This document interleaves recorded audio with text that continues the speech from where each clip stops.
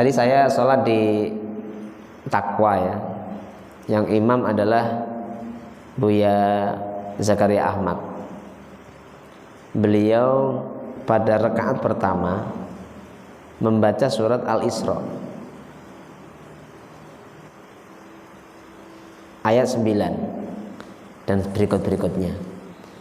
Inna hadzal qur'ana yahdi lillati hiya aqwam wa yubashshirul mu'minina alladzina ya'maluna as-solihati anna lahum ajran kabira.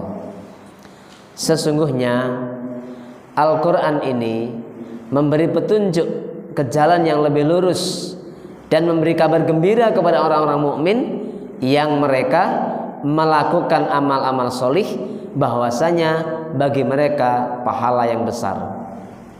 Wa annal ladzina la yu'minuna bil akhirati, dan sesungguhnya orang-orang yang tidak beriman kepada kampung akhirat, a'tadna lahum adzaban alima, kami siapkan bagi mereka azab yang pedih. Dan terus berikutnya sampai ayat yang terkait dengan adadat sinin wal hisab itu ya. Dan berikutnya ya, pada ayat berapa tadi itu, kalau saya tidak keliru itu ayat 13 ya. Ayat 13. Kemudian pada rakaat kedua lanjutannya, pada rakaat kedua itu lanjutannya, termasuk disebutkan ayat man ihtada fa inna ma yahtadi nafsih wa man dhalla fa inna ma yadillu 'alaiha wa la taziru waziratu wizra ukhra, dan berikutnya sampai wa kafa bi rabbika bidzunubi ibadi khabiran basira, ayat yang ke-18. Satu halaman kurang lebih ya berarti. Itu jadi mengingatkan pesan subuh tadi yang saya ambil dari sholat subuh itu betul-betul mengingatkan kepada kita bahwasanya qadarullah kok ya, ada kaitan yang erat dengan apa yang akan saya bahas tadi ini. Al-Quran itu tidak diturunkan untuk menjadikan Muhammad susah, enggak, tetapi agar menjadi peringatan bagi orang-orang yang agar menjadi peringatan bagi orang-orang yang takut kepada Allah Subhanahu wa taala. Dan beliau baca ayatnya surat Al-Isra ayat ini tadi. Sesungguhnya Al-Quran itu memberi petunjuk kepada jalan yang lebih lurus, dan berikutnya ini. Saya simak ini, subhanallah. Qadarullah ini. Allah berkehendak. Ngaji nanti masalah ini ternyata ayat yang dibaca oleh imam yang saya dengarkan di belakangnya adalah masalah itu. Oleh karena itu jamaah rahimakumullah, mengingatkan kepada kita bahwasanya syariat ini tidak lain dan tidak bukan adalah untuk kemaslahatan manusia, kemaslahatan hamba. Baik itu perintah-perintah ataupun larangan-larangan, tidak lain dan tidak bukan limaslahatil ibad, untuk kemaslahatan hamba, bukan untuk mencelakakan hamba, bukan untuk memberatkan hamba, tapi untuk kemaslahatan. Nah ini memang ya adanya karena keyakinan ya, karena kita terima, kita beriman kepada Allah, kita beriman kepada Rasulullah, sehingga kita menerima syariat-syariat Allah Subhanahu wa taala, mencontohi Rasulullah SAW, sehingga yang ada dalam hati kita, yang turun ke dalam hati kita itu adalah penerimaan. Imam Mujahid berkata, ayat tersebut senada dengan ayat berikut, yaitu surat Muzammil ayat 20, yang artinya maka bacalah apa yang mudah bagimu dari Al-Quran. Mereka mengikatkan tali-tali pada dada mereka ketika sholat. Ini ada satu riwayat ya, nanti di dalam hadis ada insya Allah ya. Ternyata para sahabat itu untuk menjaga diri mereka agar senantiasa konsisten untuk ibadah itu, sampai kalau kita lihat dengan kita sekarang ini kayaknya nggak ada apa-apanya gitu nih. Ada loh yang sampai ngikat dadanya di tiang masjid. Ada nggak pakai dari seperti itu? Belum pernah ya kita ya. Seperti itu. Ya mungkin kita seringlah dapati orang yang agar dia bisa tetap konsentrasi dan sadar ketika belajar itu, memaksakan dirinya agar tetap segar itu ada dengan berbagai macam cara. Mungkin dia pesen, nanti kalau aku meleng jiwit ya, kepada temennya ini. Dan begitu juga sebaliknya. Ini upaya untuk menjaga diri sebenarnya, upaya untuk dalam senantiasa berada dalam menghadirkan hati ke dalam majlis tersebut. Kemudian dalam ayat yang lain, surat Al-Baqarah ayat 185, Allah berfirman, a'udzubillahi minasyaitonirrajim.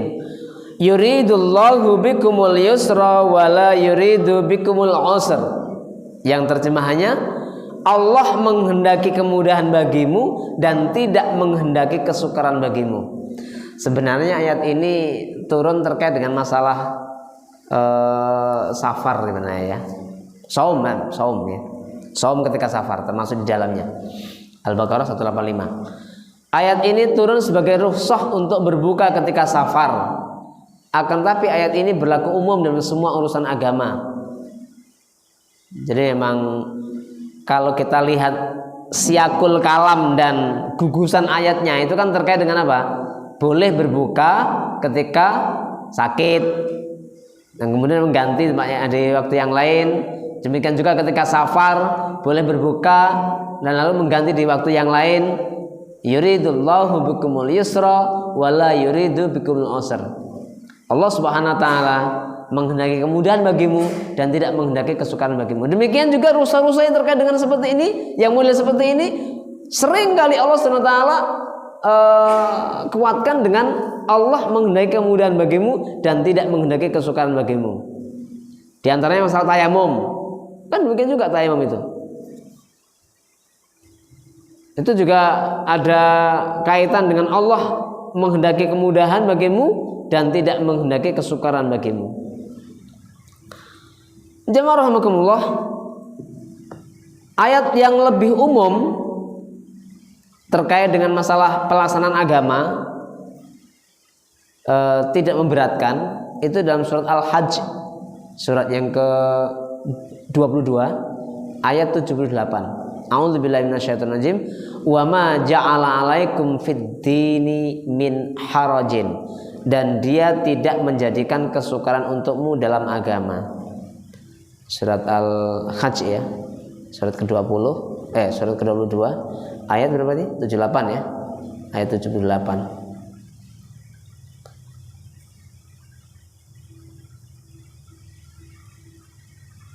Ayat terakhir.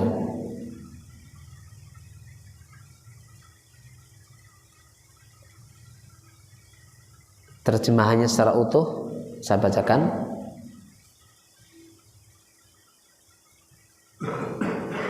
Dan berjihadlah kamu di jalan Allah dengan jihad yang sebenar-benarnya. Dia telah memilih kamu dan dia tidak menjadikan kesukaran untukmu dalam agama. Ikutilah agama nenek moyangmu Ibrahim. Dia Allah telah menamakan kamu orang-orang muslim sejak dahulu. Dan begitu pula dalam Al-Quran ini, agar Rasul Muhammad itu menjadi saksi atas dirimu dan agar kamu semua menjadi saksi atas segenap manusia. Maka laksanakanlah sholat, tunaikanlah zakat, dan berpegang teguhlah kepada Allah. Dialah pelindungmu, dia sebaik-baik pelindung dan sebaik-baik penolong. Al-Hajj ayat 78. Ternyata ini ayat yang terakhir ya. Wa ma ja'ala 'alaikum fid-dini min harajin. Dan dia tidak menjadikan kesukaran untukmu dalam agama. Ini juga senada ya. Jemaah rahimakumullah, paling tidak oleh Imam An-Nawawi dikutipkan 3 ayat itu ya. Surat Toha ayat 1-2, kemudian Al-Baqarah 185 dan Al-Hajj ayat 78. Selanjutnya jemaah rahimakumullah, kita baca hadisnya setelah kutipan ayat. Dari Aisyah, wa an Aisyah radhiyallahu anha anna Nabiyya sallallahu alaihi wasallam dakhala 'alaiha wa indaha imra'atun. Dari Aisyah radhiyallahu anha meriwayatkan bahwa Nabi SAW memasuki rumahnya dan di samping Aisyah saat itu ada seorang perempuan. Qala, Rasul bertanya, man hadhihi? Siapa ini?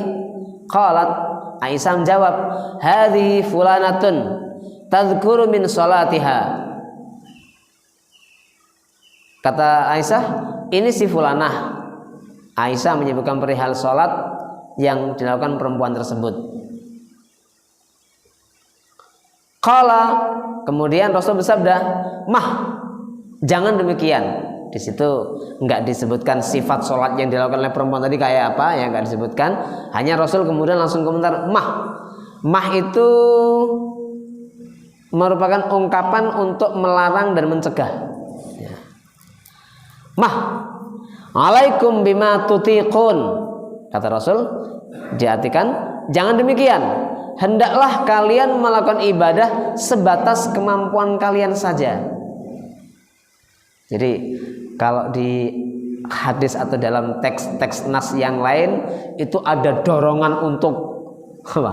Maksimal, ada kan? Tapi di nas ini balancingnya, yaitu apa? Laksanakanlah ibadah itu sesuai dengan kemampuan kalian. Ya, ini indahnya keselarasan dalam Islam tuh begitu ya. Ya, tapi kalau pandangannya pandangan dengki, pandangan nggak suka, mengatakan bagaimana? Tuh, dalam hadis begitu banyak kontradiktif. Gitu kan? Tapi kalau kita lihat dari mata ainur ridho, itu apa? Sebuah balancing dari sebuah perintah agar kita lebih seimbang. Alaikum bima tutiqun. Hendaklah kalian melakukan ibadah sebatas kemampuan kalian saja. Fawallahi, demi Allah, la yamallullahu, Allah itu tidak bosan, hatta tamallu, sehingga justru kalianlah yang bosan.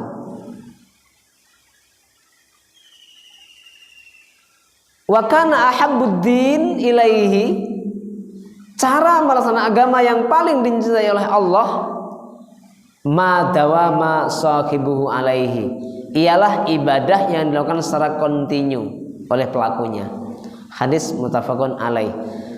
Bukhari nomor hadis 43 dan 1151, Muslim nomor hadis 785. Ada keterangan lanjutan. Maksud kata-kata la yamallullahu, Allah tidak akan bosan, itu artinya apa? Allah tidak akan memutus pahala dari kalian semua serta balasan amal-amal perbuatan kalian dan memperlakukan kalian sebagaimana orang yang sudah bosan, hingga kalian sendiri yang akan merasa bosan terlebih dahulu. Jadi istilahnya apa? Ya, Allah senantiasa akan membalasi apapun yang dikerjakan oleh kita. Allah akan balasi dengan sepenuh-penuhnya sampai diungkapkan ini kan ketaatan ya. Allah tidak pernah rasa bosan. Allah senantiasa akan membalasi kebaikan-kebaikan yang kita lakukan, sampai mungkin kita sendiri yang merasa lelah, merasa bosan dengan amal itu. Jadi apa ya, ungkapannya begini ya, untuk mengungkapkan apa, bahwasanya Allah itu maha segala-galanya, itu sampai ungkapannya sampai kamu merasa bosan sendiri dengan ibadahmu itu. Karena tenaga kita terbatas, nafsu kita juga senantiasa menggoda. Ya, seperti itu.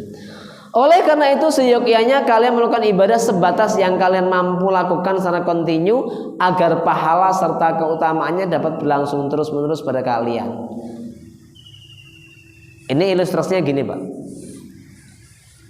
Pas regep ngajinya itu, tilawahnya itu dari ba'da asar sampai masuk isya baru selesai. Misalnya gitu.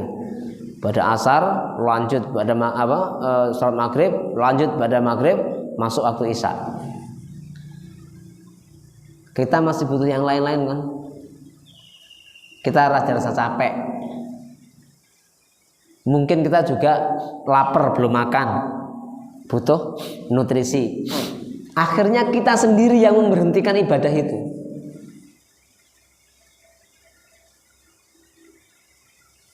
Kalau kita lanjut, Allah juga akan tetap memberi balasan yang sebaik-baiknya pula. Sampai kita berhenti sendiri.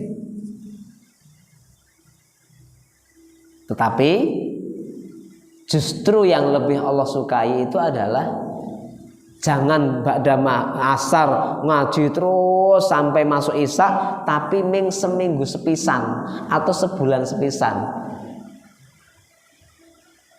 Lebih baik katakanlah misalnya kita setiap ba'da maghrib rutin kita baca Al-Quran, apakah 1 halaman, 2 halaman,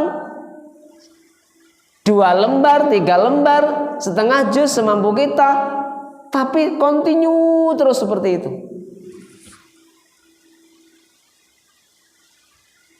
Dan kita juga masih ingat lah, mungkin zaman-zaman kita masih kecil dulu, yang seumuran dengan saya dan atas saya otomatis itu kalau ba'da maghrib itu kan ada ngaji turutan ya. Ternyata juz amma itu hafalnya tanpa kita sengaja. Tanpa sengaja kita menghafal juz amma.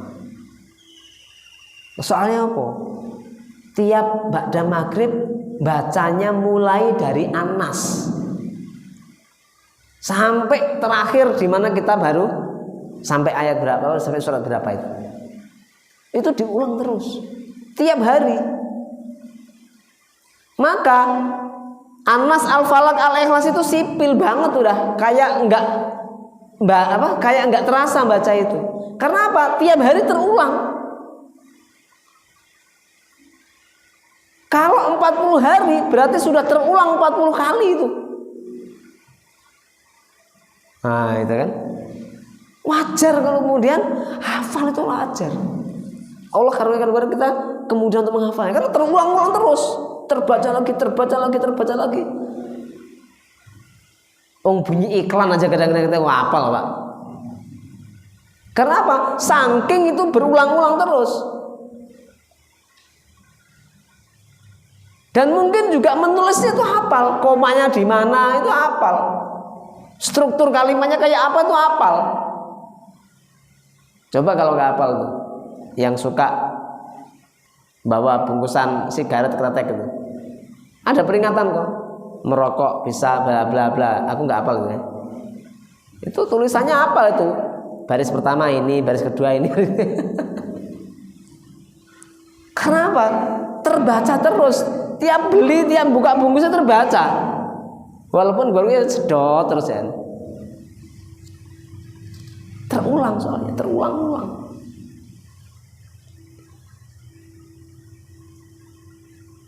Jadi pesan yang ada dalam hadis pertama ini adalah untuk menjaga kontinuitas ibadah serta laksanakan ibadah itu semampu kita, tidak terlalu membebani diri. Penjelasan yang berikutnya, Ibnul Jauzi berkata, Ibnul Jauzi itu beda Pak dengan Ibnu Qayyim al-Jauzi. Bahkan masa hidupnya beda. Ya. Masa hidupnya beda. Karena Ibnul Jauzi kelahiran kalau nggak salah masih di tahun-tahun 100-an Hijriah. Sementara Ibnu Qayyim al-Jauzi maaf, salah mungkin. Tapi gini, Ibnu Jauzi wafat, Ibnu Qayyim belum lahir. Ya. Lain masa ya. Coba saya carikan lagi nih.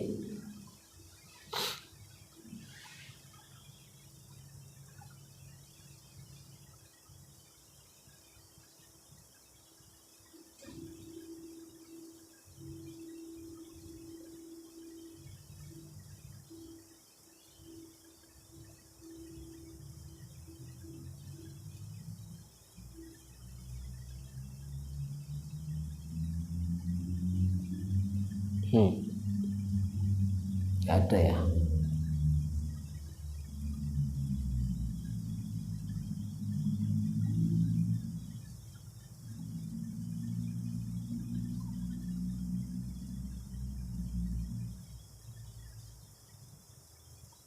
Ibnul Jauzi namanya Abdurrahman bin Abil Hasan lahir tahun 510 Hijriah.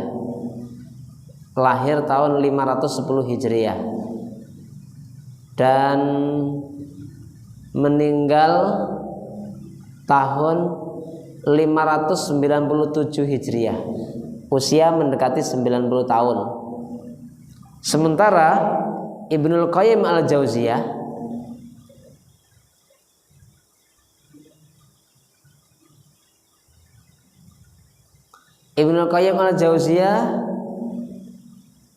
namanya Syamsuddin ya. Abu Abdullah Syamsuddin Muhammad Abu Bakar bin Ayyub bin Sa'ad bin Hurais dari Ad-Dimashqi ya. Kalau tadi Ibnu Jauzi Quraisy, suku Quraisy. Kalau Ibnu Qayyim Dimashqi, Damsyik. Lahir 7 Safar 691. Ibnu Jauzi meninggal 5 berapa tadi? 59 sekian tadi itu. Sementara Ibnu Qayyim lahir 691, jauh ya, jauh. Artinya apa? Ibnu Jauzi meninggal, Ibnu Qayyim belum lahir. Dan ini beda ya. Kalau satu abad ke-6, satunya abad ke-7 Hijriah. Jadi beda jauh ya. Ibnu Jauzi berkata, sesungguhnya amal perbuatan yang paling dicintai ialah yang dilakukan terus-menerus. Karena terus-menerus melakukan kebaikan berarti senantiasa melakukan khidmah. Musannif berkata, konsisten pada amal yang sedikit, ketaatan akan tetap berlangsung. Akan tetap berlangsung baik dengan zikir, muraqabah, ikhlas dan menghadap kepada Allah Subhanahu wa taala. Ini hadis yang pertama terkait dengan berlaku sederhana dalam ibadah. Kemudian yang berikutnya, hadis yang kedua dalam masalah ini, wa an Anasin, dari Anas radhiyallahu anhu qala, jaa salasatu rahtin ila buyuti azwajin Nabi sallallahu alaihi wasallam. Ada 3 orang yang mendatangi rumah istri-istri Nabi sallallahu alaihi wasallam, yas'aluna an ibadatin Nabi, mereka bertanya tentang ibadah Nabi sallallahu alaihi wasallam. Falamma ukhbiru, ketika mereka diberi kabar bagaimana ibadah Rasul, kanahum taqalluha, seolah-olah mereka itu memandang sangat sedikit ibadah mereka itu sendiri. Wa qalu, lalu mereka berkata, aina nahnu minan nabi sallallahu alaihi wasallam, di mana posisi kita disejajarkan dengan Nabi, atau kalau mau dibandingkan dengan Nabi sallallahu alaihi wasallam. Qad ghufira lahu ma taqaddama min dzambi, padahal dosa-dosa beliau telah diampunkan baik yang lalu ataupun yang akan datang. Wa ma ta'akhkhar. Qala ahaduhum, maka salah seorang di antara mereka berkata, amma ana, kalau begitu aku, fa usolli al-laila abada, aku akan senantiasa sholat malam terus.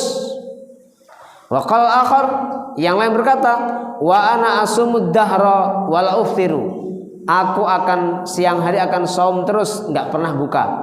Wa qala akhar, yang lain berkata, wa ana, adapun aku, a'tazilun nisaa, aku akan jauhi wanita, fala atazawwaju abadan, aku tidak akan menikah selama-lamanya. Faja'a Rasulullah SAW ilaihim, lalu Rasul datang kepada mereka. Dalam riwayat yang lain sebenarnya kabar terkait dengan ini kemudian sampai kepada Rasul, maka Rasul meminta ke mereka untuk datangkan, atau Rasul mendatangi mereka gitu ya. Faqala, maka Rasul bersabda, antumul ladzina qultum kadza wa kadza. Terjemahan bahasanya kira-kira begini, kalian toh yang mengatakan begini begitu. Selanjutnya Rasul melanjutkan sabdanya, ama wallahi, adapun demi Allah, ini sesungguhnya aku ini la akhsyakum lillah, orang yang lebih atau orang yang paling takut di antara kalian kepada Allah. Wa atqakum lah, dan aku adalah orang yang paling takwa dibanding kalian-kalian kepada Allah. Lakinni, Tapi aku ini asumu wa uftiru. Aku saum tapi aku juga buka. Wa usolli wa arqud. Aku sholat tapi juga tidur. Wa atazawwajun nisaa. Aku juga menikahi wanita. Faman raghiba an sunnati, maka barang siapa yang tidak suka dengan sunnahku, falaysa minni, maka bukan golonganku. Muttafaqun alaih. Jadi ujung hadis ini sering kita dengar ya, sering kita dengar, dan ternyata di kali yang lain juga ada ya ungkapan seperti ini. Jamaah rahimakumullah, dari hadis ini ada beberapa poin yang bisa kita petik. Yang pertama apa? Sahabat itu tidak malu-malu mendatangi rumah ummahatul mukminin, para istri Rasul, dalam rangka apa? Ngeluru ilmu, mencari tahu bagaimana ibadah Rasul. Dan kali yang lain juga sebenarnya bertanya masalah-masalah agama ya, secara umum gitu. Ini berarti apa? Harus kita teladani terkait dengan apa? Thalabul ilm. Yang kita teladani thalabul ilmnya. Dan para sahabat itu mensikapi istri-istri Rasul itu sudah layaknya seperti ibu. Dan memang sebutannya betul ummatul mukminin.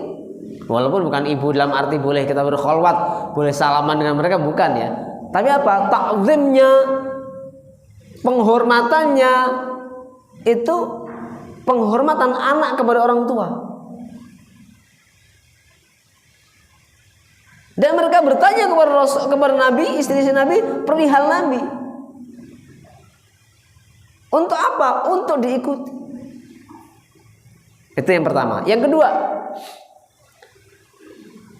dengan demikian juga istri-istri Nabi, beliau ya, di antara Aisyah, Zainab, Ummu Salamah dan yang lain-lainnya ya, itu berarti menjadi duta Islam, menjadi para pengajar. Sekaligus ini menunjukkan kepada kita bahwasanya apa? Dalam perkara-perkara yang sifatnya umum, Allah nggak beda-bedain antara laki-laki perempuan. Itu. Dalam hal-hal yang sifatnya umum, nggak beda-bedain. Sama-sama ada perintah dan sama-sama berkewajiban untuk menyampaikan dakwah. Hanya mungkin sifatnya saja yang mungkin berbeda ya. Jazakumullah khairan. Yang ketiga, Rasulullah SAW dalam riwayat yang lain juga disifati sholat malamnya sampai bengkak-bengkak. Para sahabat terheran-heran, yang Rasul saja sudah diampunkan dosa-dosanya, tingkat ibadahnya seperti itulah bagi kita. Tapi poin yang berikutnya, sahabat ternyata pernah keliru dalam mengambil kesimpulan. Rasulullah kalau begitu aja seperti itu, berarti kita harus lebih dong. Maksudnya gitu kan. Sehingga tiga orang tadi itu mempunyai kesimpulan tadi itu. Wes, nak ngono, aku malamnya akan sholat malam terus, nggak akan tidur.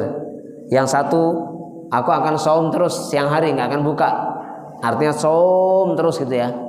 Saum sore buka, malam hari ya, kalau malam hari nggak saum lah. Tapi akan terus puasa seperti itu. Tapi kalau Rasul nggak boleh. Kemudian yang satu lagi akan menghindari wanita, fokus untuk ibadah. Sampailah berita kepada Rasul, ternyata oleh Rasul ditegur nggak boleh seperti itu. Karena apa? Yang seperti ini adalah termasuk ghulu dalam beragama, termasuk berlebih-lebihan dalam beragama. Dan itu akan memberatkan. Itu akan memberatkan.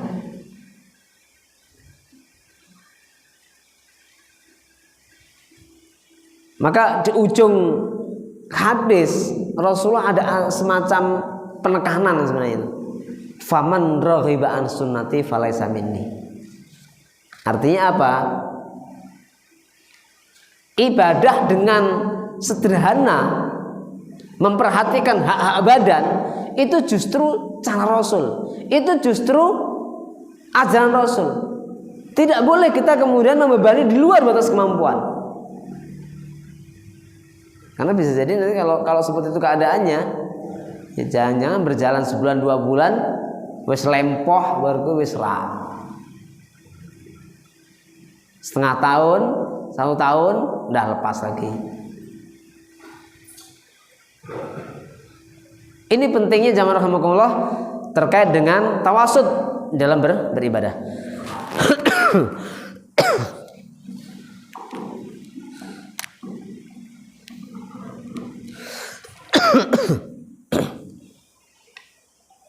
Oh, masih panas.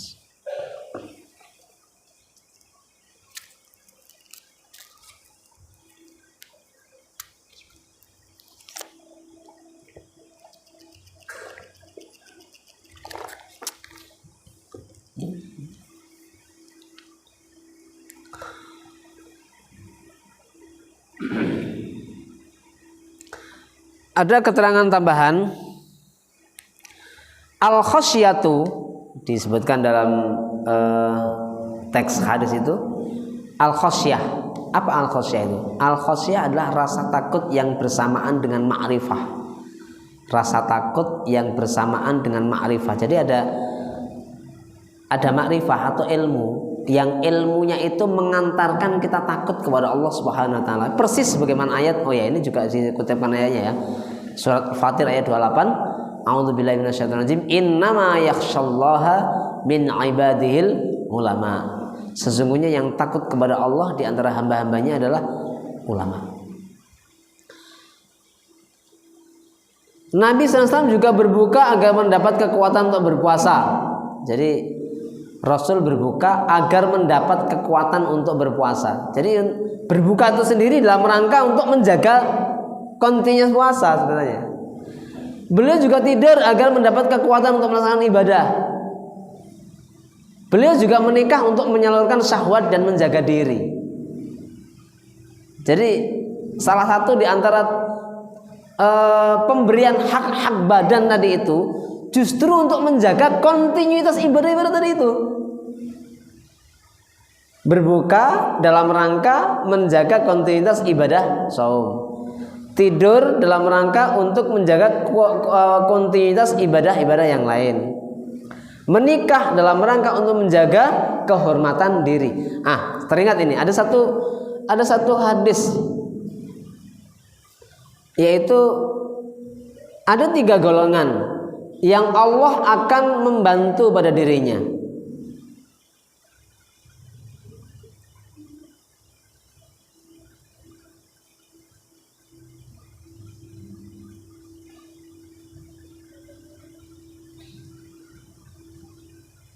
Saya carikan ya Bapak.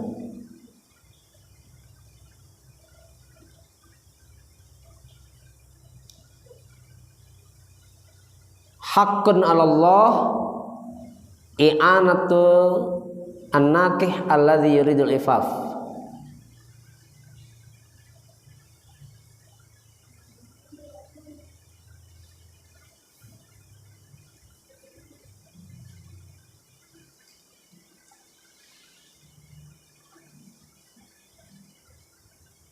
Hadis riwayat Tirmidzi. Hadis ini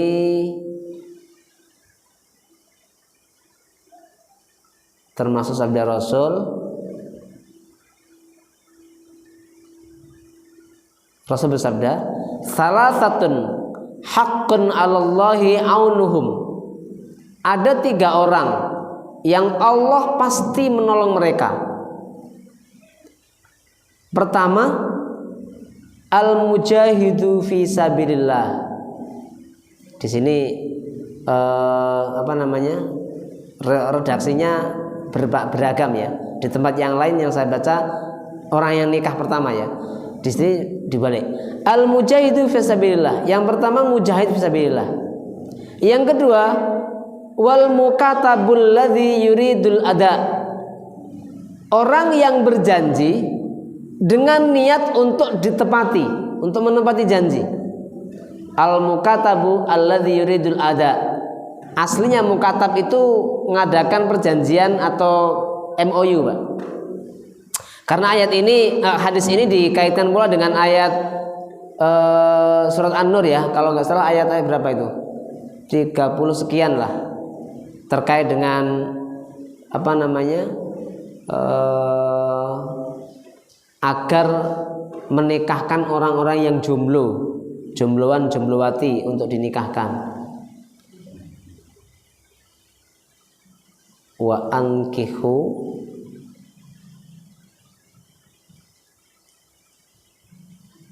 al-ayama. Surat An-Nur ayat 32.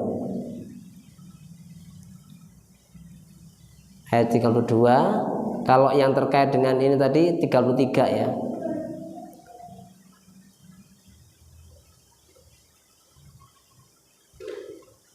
Wa ankihul ayama minkum wasolihina min ibadikum wa imaikum. Dan nikahkanlah al-ayama. Al-ayam orang-orang yang sendirian.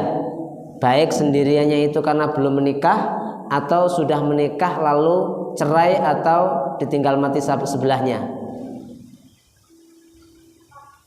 Wasolihina min dan orang-orang solih min ibadikum wa imaikum. Baik dari budak-budak kalian yang laki-laki ataupun yang perempuan. Iyakunu fuqara, jika mereka fakir, yughnihimullahu min fadlih. Allah akan mencukupkan mereka dengan karunia-Nya. Wallahu wasi'un alim. Allah Maha luas lagi Maha mengetahui. Selanjutnya ayat 33, wal yasta'fifil ladzina, dan hendaklah menjaga iffah alladzina la yajidu nikahan, orang-orang yang tidak mendapati nikah, maksudnya tidak mampu menikah. Hatta yughniyahumullahu min fadlih, sampai Allah memampukan mereka dengan karunia-Nya. Walladzina yabtaghunal kitaba, nah ini. Walladzina yabtaghun mukatabah ya. Walladzina yabtaghunal kitaba mimma malakat aymanukum, dan budak-budak kalian yang minta pembebasan. Jadi budak itu boleh Pak minta bebas dalam Islam. Walladzina yabtaghunal kitaba mimma malakat aymanukum, dan budak-budak kalian yang minta perjanjian pembebasan. Fakatibuhum, maka penuhi permintaan mereka itu. In alimtum fihim khaira, jika kalian lihat pada diri mereka ada kebajikan, ada kebaikan. Nah ini saya buka tafsir-tafsirnya. Kebaikan itu ada beberapa versi, ada beberapa makna. Yang pertama bermakna harta, bermakna amanah, bermakna kejujuran, bermakna daya upaya untuk bekerja. Dan ini sisi lain yang saya pahami dalam sejarah, diantaranya keamanan, masalah keamanan. Sering saya sebutkan. Contohnya, kalau orang itu di situ nggak punya kerabat, nggak punya sanak saudara, nggak punya kerabat, nggak punya orang yang sebangsa, kalau sendirian itu malah bahaya. Tentunya ini setting sosial zaman dulu ya, zaman Rasul diutus ya. Contoh orang-orang keturunan Afrika yang menjadi budak di kalangan musyrikin Quraisy, kayak Wahsy sama Bilal dan teman-temannya. Wahsy itu dia menjadi budaknya Sumayyah, menjadi budaknya Umayyah. Aman, Pak. Karena tuannya adalah pembesar. Tuannya bangsawan. Tuannya orang kaya. Sehingga budaknya aman. Karena apa? Mengganggu budak sama dengan mengganggu tuan. Aman betul dia. Nyaman. Daripada dia merdeka, nggak ada siapa-siapa, nanti kalau ada problem, dia sendiri yang membela, nggak punya teman. Maka dari sisi keamanan, dia lebih nyaman jadi budak daripada merdeka. Itu satu sisi. Nah sisi yang lain, maka ada kata-kata fakatibuhum, penuhi perjanjian dengan mereka itu apa? Beri mereka hak untuk kerja. Budak-budak itu beri hak untuk kerja, yang uang hasil mereka kerja itu untuk nebus dirinya mereka sendiri. Maka jika memang nanti mereka itu bisa mandiri seperti itu dan justru merdeka itu tidak membahayakan diri mereka, maka bebaskan. Fakatibuhu. Saya kembalikan kepada tadi dalil wal mukatabul ladzi yuridul ada, orang yang berjanji dengan maksud untuk memenuhi, termasuk orang yang berhutang. Orang yang berhutang itu kalau niatnya untuk dibayar, untuk membayar, moga-moga Allah mudahkan. Tapi kalau berhutang niatnya nggak bayar, Pak, dari berhutang itu niatnya udah nggak mau bayar, atau begitu sudah berhutang sampai berjalan sekian waktu, kemudian memang betul-betul niat nggak mau bayar, maka itu dosa. Mungkin ada pertanyaan begini, Pak, bagaimana kalau sebenarnya orang itu ngambil barang kita, tapi kita ngerti, tapi kita nggak bisa komplain, lalu kita utang kepada dia dengan maksud sebanyak yang perhitungannya sebanyak yang dia ngambil, kemudian kita sengaja untuk tidak menyarutang gitu. Boleh nggak seperti itu? Kalau kasusnya seperti ini saya belum pernah dapat kisah atau belum pernah dapat jawaban. Tapi kalau dibalik malah boleh. Ini istiadat para ulama ya. Satu, jika orang itu berhutang kepada kita, mampu sebenarnya untuk bayar, sudah kita tagih, tapi ngomongin nanti terus, atau bahkan mengatakan nggak ada, padahal lahiriahnya, gambaran kehidupannya, praktek kehidupannya menunjukkan dia mampu. Sebagian ulama berpendapat boleh kita nyuri barang dia senilai dengan yang dia hutang kepada kita. Ya namanya nyuri, niatnya tidak akan dikembalikan, itu boleh. Karena kita punya hak sebenarnya. Kalau yang keduanya tadi ada ijtihadnya ulama, tapi kalau yang pertama tadi saya nggak dapat ya. Situasinya kan beda ya. Orang nyuri harta kita, kemudian kita tahu tapi kita nggak bisa komplain karena kita nggak punya bukti-bukti, kita nggak punya data-data lengkap. Akhirnya apa? Sengaja kita hutang kepada dia sebanyak kira-kira yang dia curi dari kita dengan maksud tidak dibayar. Kalau yang ini saya nggak dapat ijtihadnya, belum pernah dapat ceritanya juga. Tapi kalau yang kedua malah ada. Karena situasinya beda. Nah, itu. Karena yang kedua tadi itu dimasukkan ke dalam dalam kajian usul fikih itu dibawa kepada ini. Dibawa kepada innamal a'malu binniyat. Itu salah satu diantara struktur penjelasan atau contoh-contoh perbuatan innamal a'malu binniyat. Niatmu apa? Niatku adalah ngambil hakku di utangan orang itu. Maka itu boleh.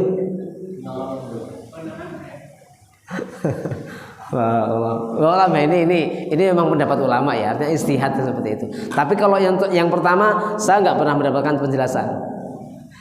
Ya. Karena niatnya apa tadi? Niatnya adalah hutang sengaja tidak akan dibayar. Padahal teks yang lain ada masalahnya. Teks yang nyata benar ada. Allah murka dan itu termasuk zalim, orang yang berhutang dengan niat untuk tidak dibayar. Baik, saya kembalikan tadi melebar ke masalah yang lain ya. Saya kembalikan ke sini. Yang ketiga, wanakihul ladzi yuridul ifaf, orang yang menikah dengan maksud menjaga kehormatan. Hadis riwayat Tirmidzi. Maka jika niat kita seseorang menikah dengan niat untuk menjaga kehormatan, Allah Subhanahu wa taala akan bantu. Saya kembali ke sini. Beliau juga menikah untuk menyalurkan syahwat dan menjaga diri. Dalam hadis ini terdapat larangan memberat-beratkan dalam agama dan menyerupai orang-orang ahli bid'ah. Baik, Bapak Ibu rahimakumullah, jam 6 kurang 10. Kalau ada pertanyaan monggo dipersilakan. Kalau ada, silakan Pak. Waalaikumsalam warahmatullahi wabarakatuh.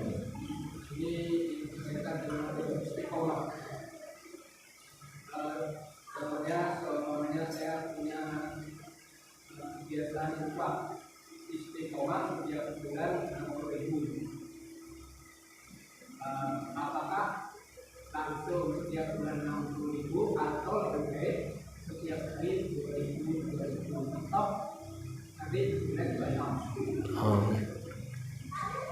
Baik.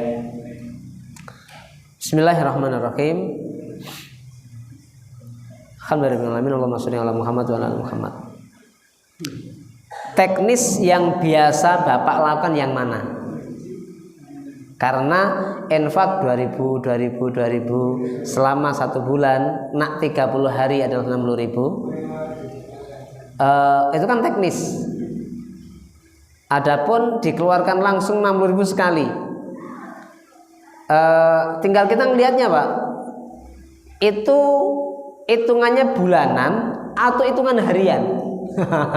Gitu.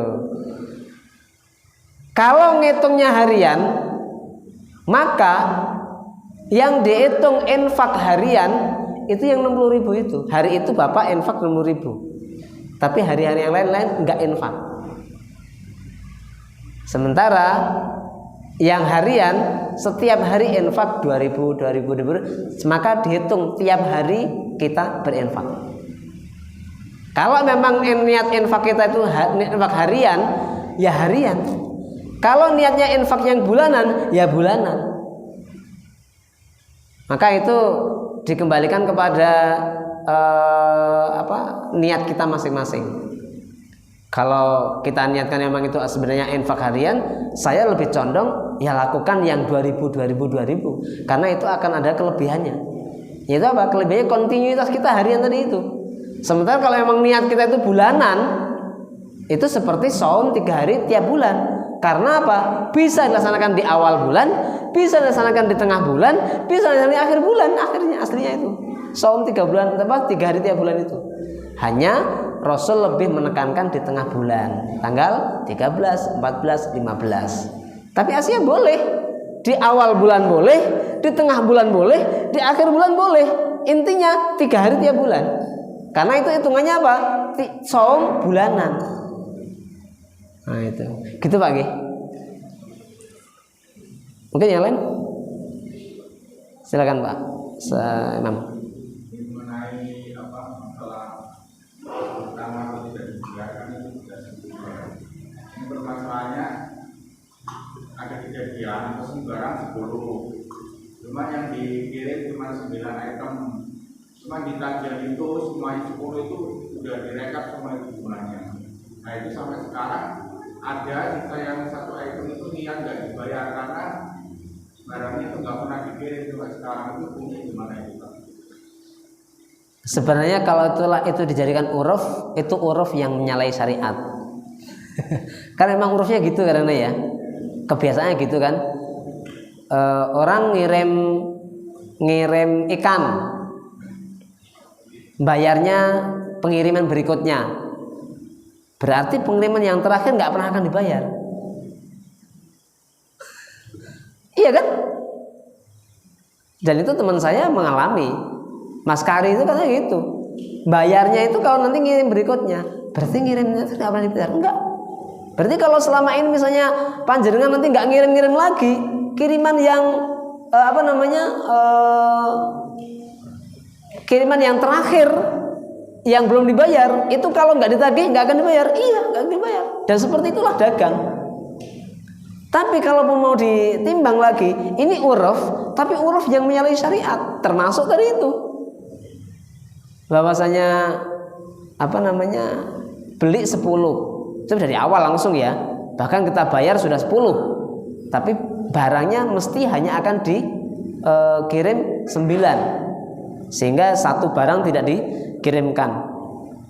Tapi gini loh, maksudnya apa itu? Ya maksudnya itu kita terhitung utang bagaimana kalau barang itu nggak dipenuhi ya kita rugi dong, membayar 10 dikirim 9. Maksudnya kok seperti itu gimana? Memang ada mungkin ada kesalahan dari sales yang gitu. dari kantor kebutuhan itu pasti Gitu. itu juga kejadian itu ternyata menimpa dengan orang yang lain juga. Baik. Kalau seperti itu berarti begini. Biasanya ada berita acara penerimaan ya.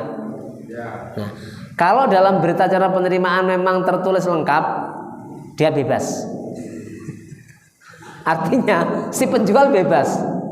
Kalau memang dalam faktur penerimaan atau dalam nota penerimaan sudah kita tanda tangani, terima dan lengkap. Sementara dari sana juga sudah dikirim tulisannya lengkap, bayar lunas. Maka urusannya enggak lagi kepada si penjual, terbebas. Ini zahirnya ya, zahirnya seperti itu. Karena kita ketika misalnya kita komplain, kita nanya, ya syukur kalau jujur, kita langsung ngebel. Loh, kok cuma 9 nih? Padahal tadi kertas penerimaan atau faktur penerimaan sudah terlanjur ditandatangani komplit. Karena kita ngertinya kurang baru setelah kemudian. Nah, kalau kemudian kita ngebel yang bersangkutan atau kontak yang bersangkutan menerima komplain kita tadi itu, dan ya mungkin karena kita sudah berteman baik ya alhamdulillah. Tapi kalau emang tidak dan kemudian penjual bersikeras, itu udah komplit, itu muamalahnya selesai Pak, nggak terhitung hutang. Betul, kita dari sisi zahir, karena al hukmu bi dzahiriha kan ya, hukum itu sesuai zahirnya, maka itu bukti penerimaan kita penandatangan lengkap itu sudah dinyatakan sah. Berarti dia nggak utang lagi. Ya seperti itu. Makanya pentingnya cek recheck dan kemudian bukti-bukti itu harus ya tadi itu. Kalau emang kurang, mungkin kita akan beri catatan komplain, saya terima 9 kurang 1 misalnya kayak gitu. Kemudian sekarang kita langsung kita foto ya, kirimkan ke nya. Nanti kalau dari sana ternyata sudah komplit, si penjual akan komplain dengan kurir, enggak dengan kita. Seperti itu. Tapi kalau memang tidak ada dan kita sudah tanda tangan seperti itu, enggak terhitung hutang. Kecuali sana ngerti seperti itu, ya, sana ngerti seperti itu dan sengaja, kemudian kita terlanjur menandatangani komplit, walaupun nggak kita komplainin, Allah Maha tahu. Kita mungkin nggak masalah, tapi masalah ada di dia dengan Allah. Itu. Nonton lagi? Oh, iya. Mungkin ada kesengajaan juga kan, soalnya itu juga kejadian itu menimpa dengan orang yang lain juga. Dan barangnya ya sama, cuman beda merek aja. Itu kan dari perusahaan kan otomatis tahunya udah beli 10. Iya. Bahkan kenyataannya enggak. Iya. Kejadian sekarang terjadi terus, cuma kan kita berkeyakinan orang barangnya kita beli 10, kenyataannya dikirim 9, masa suruh lunasi semua kan gitu kan. Nah itu sampai sekarang terus niatnya nggak dibayar, itu kan udah salah ya. Kalau dari sisi jual beli, kalau emang kita sudah menerima seperti itu ya terhitung sah. Tapi kalau di sana sengaja yang dikirim hanya 9, sengaja loh ya, dan sadar betul, itu hutang. Itu hutang. Walaupun kita menerima, tapi sana hutang sebenarnya. Urusannya dengan Allah. Itu. Jadi kalau sampai barang itu belum dikirim ya mau bayar apa itu? Jadi kalau dia terpenuhi semua barangnya, iya. Jadi kalau sengaja yang dibungkus itu hanya 9, itu sudah memang disengaja di sananya, urusannya dia dengan Allah. Kejadiannya udah sekian lama sih, kalau begitu pas. Iya. Itu karena saking banyaknya. Iya. Itu juga yang diuji. Makanya kejujuran, saling percaya itu dalam masalah muamalah jual beli itu luar biasa pentingnya. Karena nanti akan terkait dengan masalah halal haram. Kalaupun di dunia ini si pembeli nggak merasa tertipu, sebenarnya si penjual menipu, itu selamat dari anggapan penjual, tapi nggak selamat dari pengawasan Allah seperti itu. Karena niatnya udah seperti itu niatnya. Lain halnya kalau dua-duanya nggak ngerti. Si penjual yakinnya sudah komplit, gitu ya, yakinnya sudah komplit. Si pembeli merasa nggak dirugikan dan ridho, selesai. Betul selesai. Walaupun si pembeli ngerti hanya 9, tapi si penjual nggak ngerti kalau hanya 9. kemudian si pembeli merelakan saja dan nggak komplain, maka itu selesai itu, karena sudah antarodin itu. Tapi kalau di sini ridho, penjualnya ridho, tapi sebenarnya pembelinya ridho, tahu kalau dikibulin tapi ridho, tahu dikibulin kalau ridho, gitu ya. Terus kemudian si penjual sengaja ngurangin tadi itu, urusannya dengan Allah.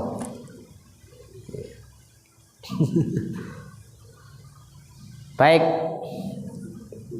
mungkin itu kalau nggak ada yang lain lagi saya cukupkan. Oke.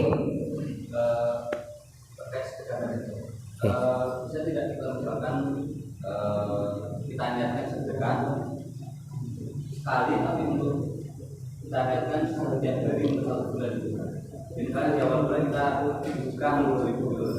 Tapi kita niatkan bahwa sedekah ini sekarang kita bagi setiap hari untuk 1 bulan ke depan gitu. 2020. Bisa tidak?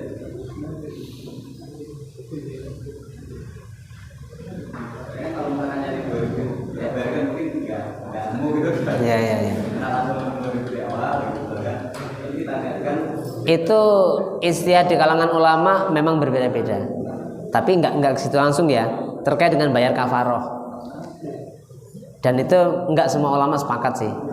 Artinya begini, di dalam kafaroh saum itu adalah kalau tidak membebaskan budak, maka saum 2 bulan berturut-turut atau memberi makan 60 orang miskin. Nah, sebutannya 60 orang miskin, bukan orang miskin selama 2 bulan, bukan 1 orang miskin selama 2 bulan, bukan. Tapi ada yang berpendapat, bagaimana kalau pelaksanaannya 1 orang saja, tapi selama 2 bulan, boleh nggak seperti itu? Saya nggak berani memastikan ya, tapi memang ada yang berpendapat boleh. Cuman ini kias jauh. Jumhur ulama nggak menyepakati itu. Saya lupa betul mazhab siapa ya, Hanafi apa siapa, lupa saya. Nanti mungkin tolong ya. Tapi jumhur ulama nggak sepakat itu. Itu dikatakan kias jauh, tapi nggak sepakat. Jadi kan yang ada kan kafarohnya kan atau memberi makan 60 orang miskin gitu kan. Itu bagaimana kalau 1 orang miskin tapi selama 2 bulan gitu. Selama 2 bulan itu sudah sama enggak itu? Itu kan hampir imbang ya, hampir mirip kan. Ada sebagian yang menyatakan boleh, tapi mayoritas ulama tidak menyepakati itu. Mungkin ini kalau saya langsung menjawab pertanyaan tadi itu saya juga agak kesusahan. Tapi paling tidak ini perbandingan jawaban ini ada gambaran ya. Mohon maaf. Baik, jamaah rahimakumullah, ini yang dapat kita kaji pada kesempatan pagi hari ini. Intinya dalam bab ini, bab ke-14 adalah berlaku sederhana dalam beribadah, sehingga ibadah-ibadah yang kita lakukan itu tidak dalam rangka memberatkan diri kita sendiri. Walaupun di teks yang lain, kisah-kisah para sahabat itu ada yang sholat sampai biar nggak ambruk, biar nggak terkantuk-kantuk, sampai kemudian mengikat dirinya di tiang. Kemudian juga nanti berikutnya ada juga yang lain ya. Intinya Rasul menyampaikan kepada mereka agar juga berilah hak-hak badan sehingga ibadah itu malah lebih bisa continue. Demikian yang dapat kita kaji pada kesempatan pagi hari ini, sampai pada hadis yang kedua. Insya Allah kita lanjutkan pada hadis yang berikutnya. Semoga ada kesempatan dan diberi usia panjang. Subhanakallahumma wa bihamdika asyhadu an la ilaha illa anta astaghfiruka wa atubu ilaik. Yang benar dari Allah, yang salah saya pribadi, astaghfirullahaladzim. Assalamualaikum warahmatullahi wabarakatuh.